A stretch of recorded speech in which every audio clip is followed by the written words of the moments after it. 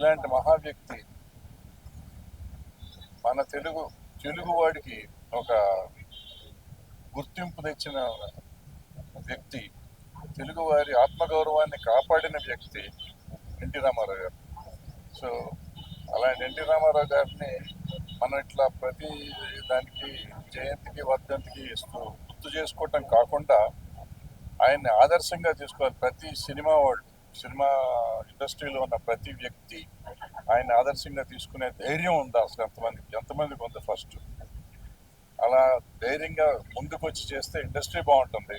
అలాగే ప్రతి రాజకీయ నాయకుడు ఆయన ఆదర్శంగా తీసుకుని ఆయన ఆశయాల్ని ముందుకు తీసుకెళ్ళడానికి ప్రయత్నం చేస్తే, అంటే ఎన్టీ రామారావు అంటే స్వార్థం లేని మనిషి.